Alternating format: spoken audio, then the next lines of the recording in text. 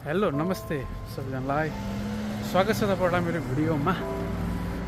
हल्का चिसो चिसो छ सर मौसम होइन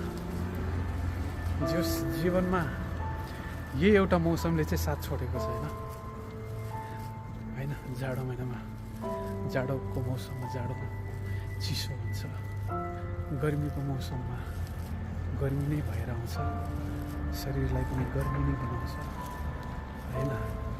बाँकी सबै आफ्नो आफ्नो जसलाई चाहिँ हामीले एकदमै नजिक मान्दछौँ नि ती व्यक्तिहरू नै जीवनमा सबैभन्दा टाढा भइदिन्छ क्या होइन।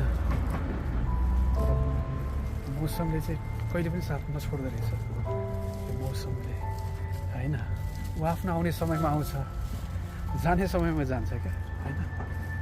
टक्क एकदम अनुशासनमा आउँछ, अनुशासनमै आफ्नो समयमा जान्छ होइन। त्यो आउनुपर्ने समयमा त ऊ म नआइकन बस्दिनँ, म आउँदिनँ भनेर भन्दैन उसले होइन। आउँछ जाडो मौसममा जाडो आउँछ, चिसो बनाउँछ, जान्छ आफ्नो समय सकिसकेको छ। गर्मी मौसममा गर्मी भएर आउँछ, शरीरलाई एकदमै गर्मी बनाउँछ, पसिनाको धारा छुटाउँछ होइन। अनि जान्छ आफ्नो समयमा होइन। तर आउनुपर्ने समयमा चाहिँ आउँछ नै क्या। तर हाम्रो जीवनमा चाहिँ जतिखेर नआइ हुँदैन नि, नआइकन हुँदैन, साथ नभइकन हुँदैन, त्यतिखेर ठ्याक्कै हुँदैन क्या होइन। जतिखेर जरुरी नै छैन नि म छु नि यार, म छु नि, म गरिहाल्छु नि, म छु नि, के चिन्ता गर्छस् भनिन्छ होइन। तर वास्तवमै हामी जुन स्ट्रगल, जुन एउटा परिस्थिति भएर हिँडिरहेको हुन्छ नि त्यतिखेर चाहिँ हुँदैन रहेछ क्या। त्यही भएर जिन्दगी यस्तै हो, आफैलाई विश्वास गर्नुपर्छ।